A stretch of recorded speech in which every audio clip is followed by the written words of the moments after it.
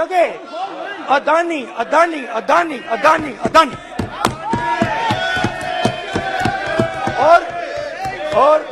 और ये नाम नहीं, और इस नाम के बारे में जब लोग बोलते थे मुझसे तो 2-3 सवाल पूछते थे।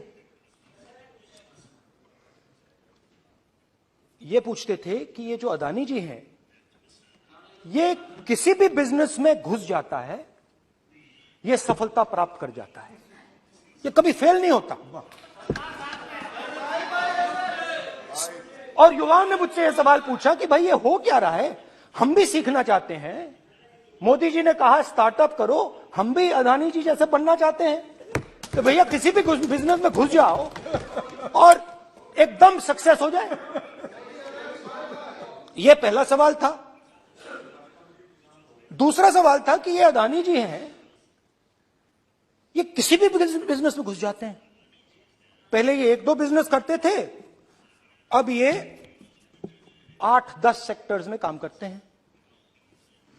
Airports, data centres, cement, solar energy, wind energy, aerospace and defence, consumer finance, renewables, media.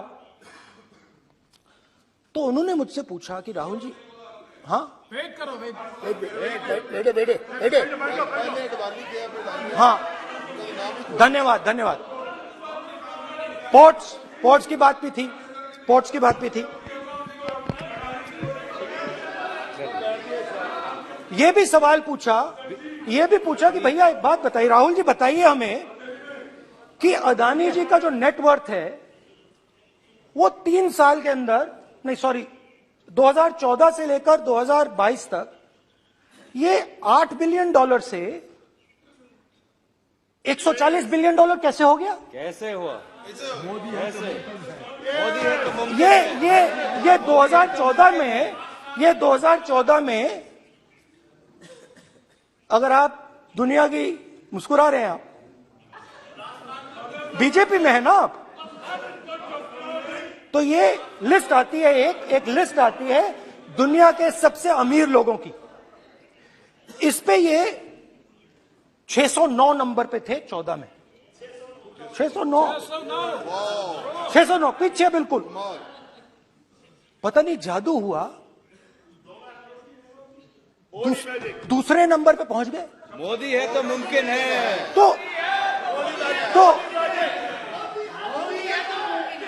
तो मुझसे पूछा यार, बहुत सारे लोगों ने पूछा कि भैया राहुल जी बताइए, हिमाचल में सेब की बात होती है अदानी जी, कश्मीर में सेब की बात होती है अदानी जी, पोर्ट्स की बात होती है अदानी जी, एयरपोर्ट्स की बात होती है अदानी जी, इंफ्रास्ट्रक्चर। अच्छा, हम सड़क पे चल रहे हैं, मैं पूछूं किसने बनाई? अदानी जी। तो लोगों ने यह भी पूछा कि राहुल जी, ये जो अदानी जी जो हैं, इनकी सफलता कैसे हुई? Just right it neatly. तो नहीं स्पीकर सर, वो फोटो है सर, वो पोस्टर नहीं है। आप वरिष्ठ सदस्य हैं। मैंने कहा कि 2014 में वो 609 नंबर पे थे, कुछ ही सालों में वो दूसरे नंबर पे पहुंच गए। कैसे पहुंचे? मैं आपको, बहुत सारी इंडस्ट्रीज में काम करते हैं, मैं आपको 2-3 इंडस्ट्रीज का उदाहरण दे देता हूं। एयरपोर्ट इंडस्ट्री की बात, एयरपोर्ट्स की बात करते हैं।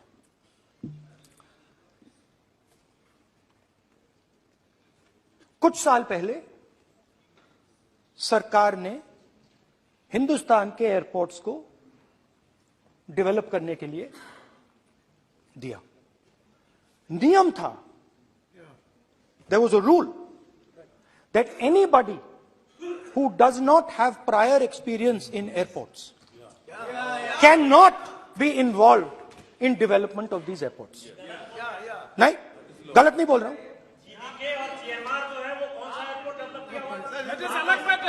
आप बैठ जाइए।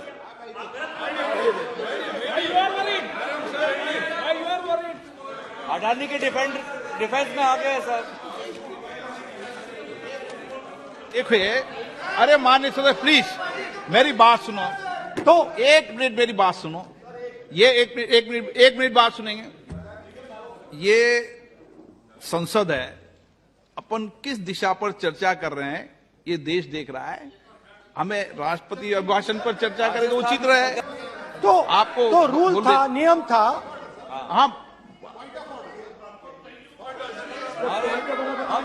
पॉइंट ऑफ ऑर्डर किस पे है ये? सर कैसे एयरपोर्ट का प्राइवेटाइजेशन तो उनके समय हुआ, ऐसी कोई पार्टी थी जिसका अनुभव था? ये कौन सी बात कर रहे हैं? ओके, बोलिए। ओके, प्लीज प्लीज, ओके, बोलने दे आपको नेता को, तो बोलने दे आपको कानून, नेता को। रूल था, प्लीज बोलने दे। रूल था कि अगर कोई एयरपोर्ट बिजनेस में नहीं था तो वो इन एयरपोर्ट्स को ले नहीं सकता था। इस रूल को हिंदुस्तान की सरकार ने बदला। किसी ने भी बनाया हो, रूल था। किसी ने भी बनाया हो, रूल था। रूल बनाया किसने बात नहीं है, रूल बदला किसने बात है। रूल बदला गया।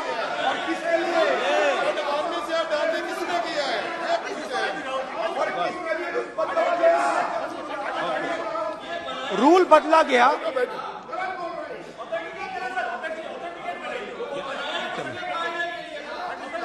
चलता रहेगा क्या सर? रूल को बदला गया। सर बोलने दीजिए। करना चाहिए सर, ऑथेंटिकेट करना चाहिए। चलिए चलिए, आप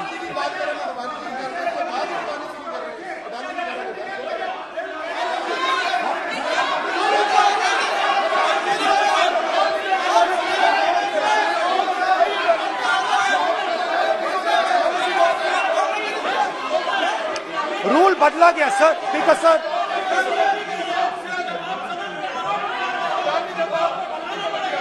बैठे बैठे।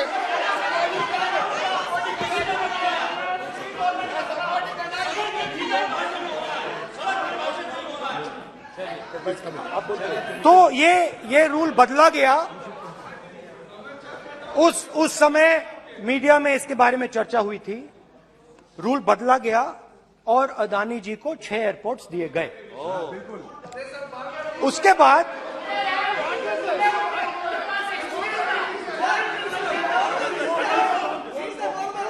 after that India's most strategic profitable airport, Mumbai airport,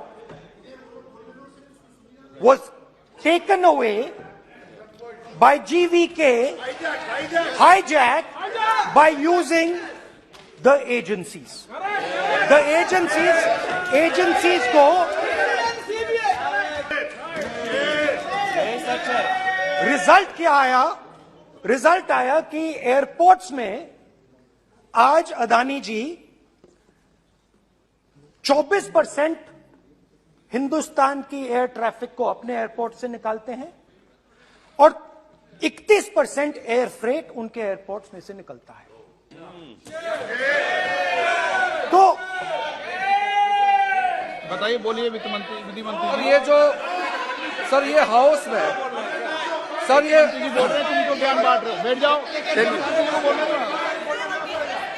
sir ये यहाँ बहुत गंभीर मिनिस्टर हैं ये देश ये राष्ट्रपति का उद्बोधन को लेकर एक गंभीर चर्चा हो रही है।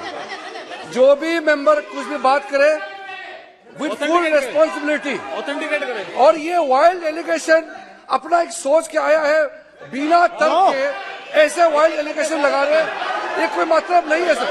ये ऐसे नहीं बोल सकते और वो सर तर्क रखना पड़ेगा। अगर एलिगेशन लगा रहे हैं तो आपको पूरा डॉक्यूमेंट प्रूफ के साथ आपको रखना पड़ेगा। दे देंगे आप ऐसे बातें नहीं दे देंगे और ये गंभीरता को समझिए। ये डॉक्यूमेंट्री प्रूफ दे देंगे। अब आपने जो पिछले स्पीकर थे उन्होंने फॉरेन पॉलिसी की बात की, हम भी फॉरेन पॉलिसी की बात करते हैं। चलिए डिफेंस से शुरू करते हैं, बहुत ऑप्शन है, आप बताइए कहां से शुरू करें। बिजली, डिफेंस, कोयला, बहुत ऑप्शन है। Coal, defence, let us start with defence. अब डिफेंस में अदानी जी का कोई एक्सपीरियंस नहीं था, जीरो एक्सपीरियंस। कल मैंने प्रधानमंत्री को एचएएल में देखा, प्रधानमंत्री जी ने कहा कि गलत आरोप लगाया, मगर रियलिटी तो यह है कि एचएएल का जो कॉन्ट्रैक्ट था 126 हवाई जहाजों का, वो अनिल अंबानी को चला गया। अब देखिए, और ये जो फ्यूचर एंटरप्रेन्योर्स हैं, जो बिजनेस स्कूल हैं, हार्वर्ड यूनिवर्सिटी जैसे स्कूल हैं, इनको इसका केस स्टडी, इसकी केस स्टडी बनानी चाहिए, शायद बने। How to use government power to build individual businesses, case study.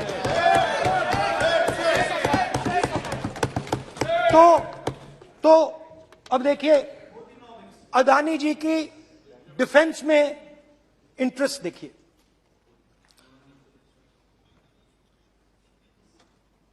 Elbit company के साथ हिंदुस्तान में अदानी जी ड्रोन्स बनाते हैं, ड्रोन्स को हिंदुस्तान की एयरफोर्स, आर्मी, नेवी के लिए रीफिट करते हैं। अदानी जी ने यह काम कभी नहीं किया है पहले। एचएएल ये काम करती है, हिंदुस्तान में और भी कंपनीज हैं जो ये काम करती हैं, मगर एक नहीं मिलता। ये मत सोचिए कि ये सिर्फ एक कंपनी की बात हो रही है, ये इंडस्ट्रीज की बात होती है यहां पे। जैसे मैंने आपको दिखाया, एयरपोर्ट का पूरा सिस्टम उठा के ले गए, 30% मार्केट शेयर एयरपोर्ट में ले गए, वैसे ही डिफेंस में करा। तो 4 डिफेंस की इनके पास कंपनीज हैं, यह काम इन्होंने कभी नहीं किया। स्मॉल आर्म्स, जिसमें टावर है जो हमारी स्पेशल फोर्सेस यूज करती है, आर्मी यूज करती है, जिसमें गलील स्नाइपर राइफल है, ये सब अदानी जी बनाते हैं। हां, उसमें पेगासस भी है, तो पता नहीं वहां से क्या मतलब, पेगासस कैसे आया, क्या हुआ, किसने दिया। अच्छा, एक और बड़ी इंटरेस्टिंग चीज है, एक कंपनी है अल्फा डिफेंस, जो डिफेंस इलेक्ट्रॉनिक्स का काम करती है, एवियोनिक्स का काम करती है, और बहुत स्ट्रेटेजिक कंपनी है, वो भी अदानी जी के हवाले कर दी गई, अदानी जी ने एक्वायर कर लिया। तो आपने देखा कि एयरपोर्ट्स का बिजनेस 30% मार्केट शेयर, हिंदुस्तान और इजराइल का जो वेपन्स का बिजनेस है 90% उठा के ले गए। अब मैंने आपको इजराइल की बात बताई, ऑस्ट्रेलिया चलते हैं, कोयला, ऑस्ट्रेलिया चलिए। ऑस्ट्रेलिया में अदानी जी जाके, नहीं क्यों? आप तो डिबेट करना चाहते थे, आप ही तो डिबेट करना चाहते थे। आपने बोला था कोई भी विषय पे डिबेट हो, तो हो गया डिबेट। अब क्यों डर रहे हो डिबेट से? अब क्यों डर रहे हो डिबेट से? क्यों डर रहे हो? जब हमने जेपीसी की मांग की, आपने बोला सदन में उठाओ, अब क्यों डर रहे हो? अब क्यों डर रहे हो? अब क्यों डर रहे हो? आप चर्चा से क्यों डर रहे हो? चर्चा से डर रहे हो आप?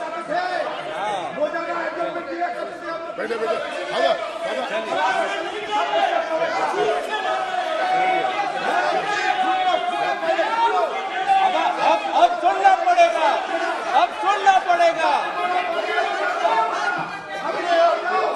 अब सुनना पड़ेगा। ऑस्ट्रेलिया जाते हैं, प्रधानमंत्री ऑस्ट्रेलिया जाते हैं,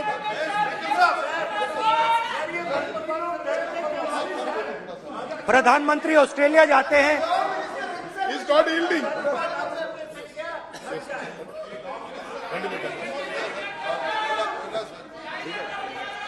ऑस्ट्रेलिया जाते हैं,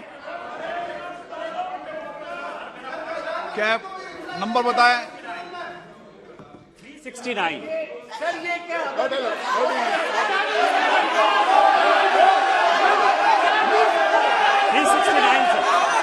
ये कहता है सर, एक पेपर और document to be laid on the table shall be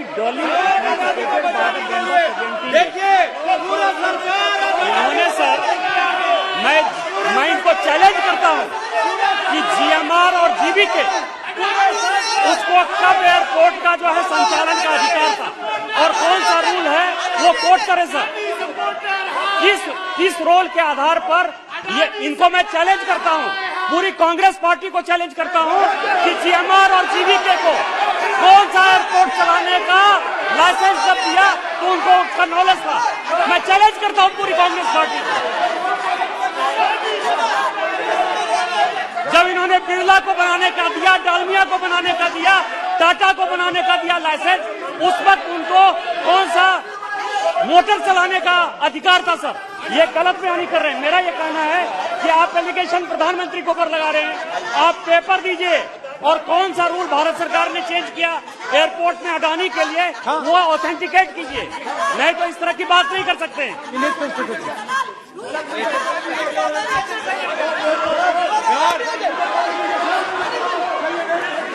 करना पड़ेगा, ऑथेंटिकेट करना पड़ेगा। राहुल गांधी जी आपको ऑथेंटिकेट करना पड़ेगा। आप ऐसा नहीं बोल सकते हवा में, आप हवा में बोल रहे हो और प्रधानमंत्री जी पे आरोप लगा रहे हो। आपको ऑथेंटिकेट करना ही पड़ेगा। आप ऐसे ही बोल रहे हो कि जीएमआर का जीवीके के समय रूल था, कहा था रूल, कोई रूल नहीं था। आपको यह तो ऑथेंटिकेट और ऑथेंटिकेट करके ही रखना पड़ेगा आपको। पहले रखिए और उसके बाद आगे बात करने देंगे, नहीं तो माफी मांगिए देश से। आप प्रधानमंत्री जी पे आरोप लगा रहे हैं, सर बोलने दीजिए। अनाप शनाप आरोप लगा रहे, बिना किसी डॉक्यूमेंट का आरोप लगा रहे प्रधानमंत्री जी पे। रूल 353 सर, रूल 353 किया है sir, no allegation of defamatory or incriminatory nature shall be made unless you have given notice. छोड़िए, वो तो प्रधानमंत्री के खिलाफ एलिगेशन लगा रहे हैं बिना नोटिस दिए, बिना कोई डॉक्यूमेंट दिए। सर ये रिकॉर्ड पर नहीं जाना चाहिए सर, ये बिल्कुल रूल का उल्लंघन है। और क्या क्या बातें वो कह रहे हैं सर, मैं उसको रिपीट नहीं करना। Reckless allegation, baseless allegation, in violation of rules, sir ये स्वीकार नहीं होना चाहिए। ओके सर, लेट अस एक सब बैठिए, ऑस्ट्रेलिया पीएम जाते प्लीज हैं। बैठिए, आप प्लीज बैठिए, वरिष्ठ वकील साहब बैठिए। ऑस्ट्रेलिया जाते हैं। एक मिनट राहुल जी, एक मिनट। नियम 369 भी मैंने देखा है, 353 भी देखा है। मेरा आग्रह है, सदन भारत की संसद है, हम एक विषय पर सारी राष्ट्रपति की चर्चा लगाएं, ये उचित है क्या? फिर आपको बोलना बोले नहीं स्पीकर गलत तरीका है। राहुल गांधी जी आप बोल रहे नहीं, गलत तरीका है। क्या देश को संदेश देना चाहते हैं आप? क्या संदेश देना चाहते हैं देश को? बोले राहुल गांधी जी। ऑस्ट्रेलिया में प्रधानमंत्री जाते हैं। आप बोलिए सर, स्पीकर सर,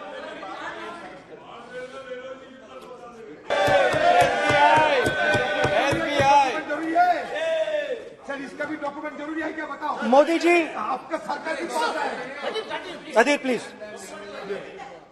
उसके बाद मैं उदाहरण दे रहा हूं, पूरी दुनिया में मोदी जी जाते हैं, घूमते हैं, तो मैं बता देता हूं क्या होता है वहां पे। बांग्लादेश में गए, हाँ काम पे ही जा रहे हैं, वही तो बोल रहा हूं, काम पे जा रहे हैं। बांग्लादेश जाते हैं तो ये रही आपकी फॉरेन पॉलिसी। ये हिंदुस्तान की फॉरेन पॉलिसी नहीं है। अब यात्रा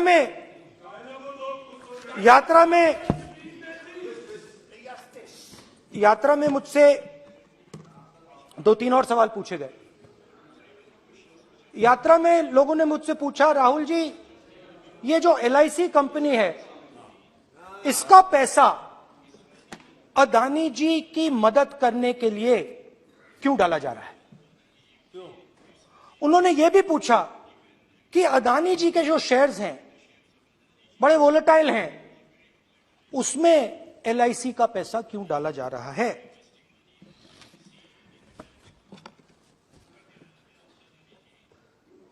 हजारों करोड़ रुपए हिंदुस्तान के पब्लिक सेक्टर बैंक्स अदानी जी को मिलता है। 27,000 करोड़ रुपए SBI, PNB 7,000 crore, bank of Baroda 5,500 crore, ये मैं लिस्ट चलती जाएगी। एलआईसी का एक्सपोजर 36,000 करोड़ रुपए, 3 crore SBI and other PSU bank holders.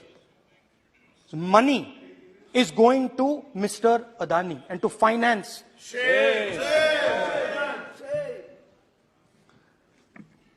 Now, of course, there is another question.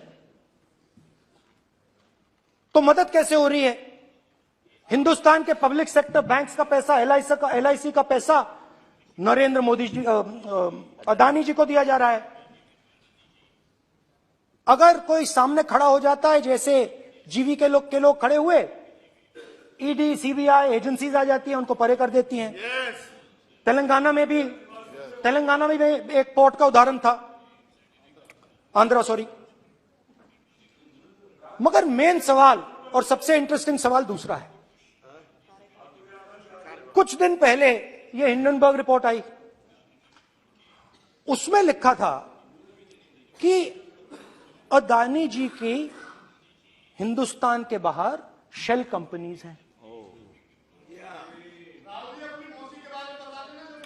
ये जो शेल कंपनीज हैं, सबसे पहला सवाल है, ये हैं किसकी? ये किसकी है मॉरिशस में जो शेल कंपनीज हैं? और ये जो हजारों करोड़ रुपया ये शेल कंपनीज हिंदुस्तान में भेज रही हैं, ये किसका पैसा है? और क्या ये काम अदानी जी फ्री में कर रहे हैं? अब मैं ये सवाल क्यों पूछ रहा हूं?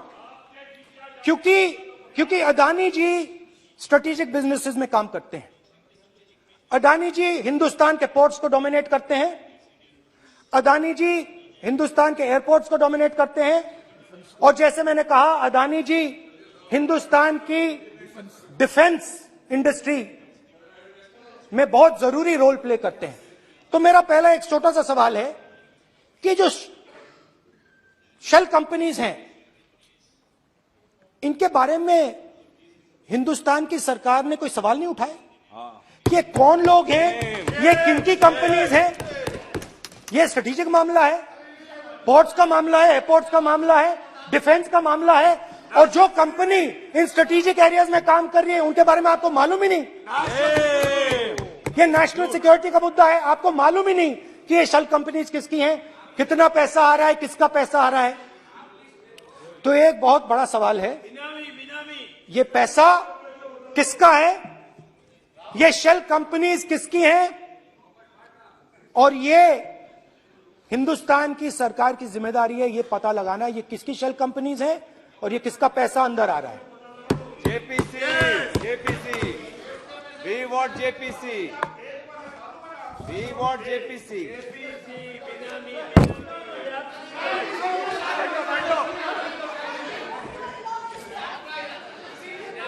अच्छा,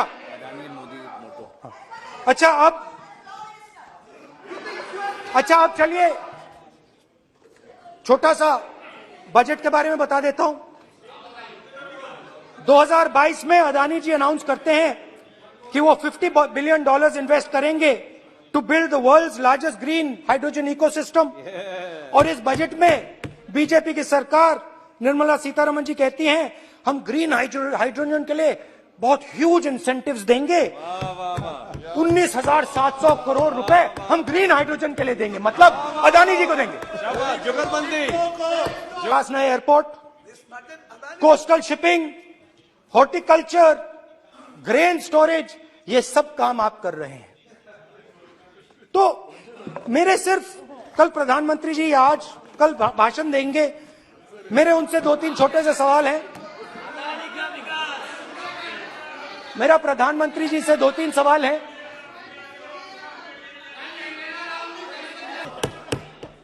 पहले लोकल मामला था, फिर नेशनल मामला हो गया, उसके बाद इंटरनेशनल मामला हो गया।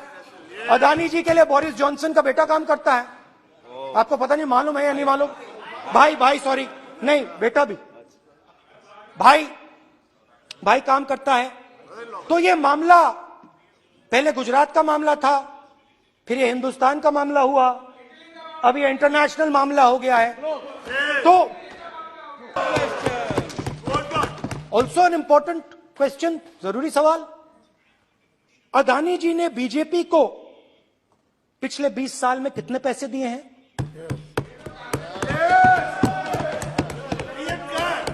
इलेक्टोरल बॉन्ड्स में कितना पैसा दिया है?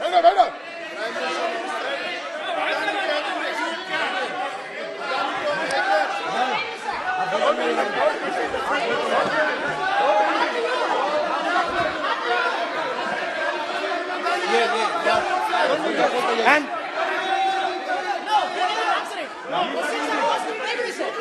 questions are posed to Prime Minister, please. Sir, खत्म करने दीजिए सर। कंक्लूडिंग और बहुत सुंदर तरीके से, बहुत सुंदर तरीके से वो सर, मैं सिर्फ इतना कहना चाहता हूं, राहुल जी अभी आप सीनियर एमपी हो गए हैं, आप एक सीनियर एमपी हो चुके हैं। हम लोग एक्सपेक्ट करते हैं कि इस सदन का सदस्य होने के नाते जो भी बातें आप करेंगे गंभीरता से आप बात करेंगे। बाहर आप जो भी भाषण देते हैं हम लोग उसको रोक नहीं सकते हैं। इस सदन के अंदर में जो भी बात कही जाती है पूरा गंभीरता के साथ, प्रमाण के साथ कहे जाना चाहिए, ये परंपरा है। और राहुल जी ने कहा कि प्रधानमंत्री विदेश घूमने जाते हैं, तो मैंने आज वो जो युवाओं ने मुझसे सवाल पूछा था कि अदानी जी की इतनी बिजनेस एक्यूमेंट कहां से आई, इतने अलग अलग सेक्टर्स में अदानी जी ने कैसे सक्सेस प्राप्त की, अदानी जी के बारे में पूरी दुनिया को स्टडी करनी चाहिए, हार्वर्ड यूनिवर्सिटी को स्टडी करनी चाहिए कि पॉलिटिक्स के बीच में और बिजनेस के बीच में कैसा रिश्ता होता है। India is a case study. Now बहुत अच्छी तरह बीजेपी के जो पिछले स्पीकर थे उन्होंने मेरे भाषण को इंकैप्सुलेट किया मेरे लिए बहुत अच्छी तरह। आपने जो मैं सोच रहा था आपने उससे और भी अच्छी तरीके से बोल दिया। Coming together is a beginning, keeping together is progress, working together is success. Thank you.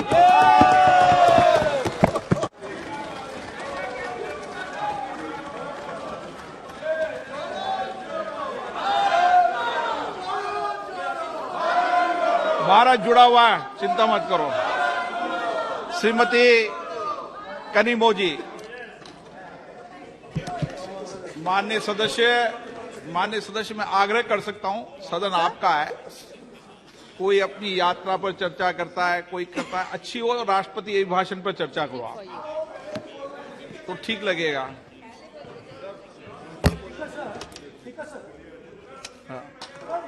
ये एक बात पे चर्चा नहीं हुई है, ये अलग अलग इंडस्ट्रीज पे, अलग अलग बिजनेसेस पे और इंटरनेशनल अफेयर्स पे डिस्कशन हुआ है।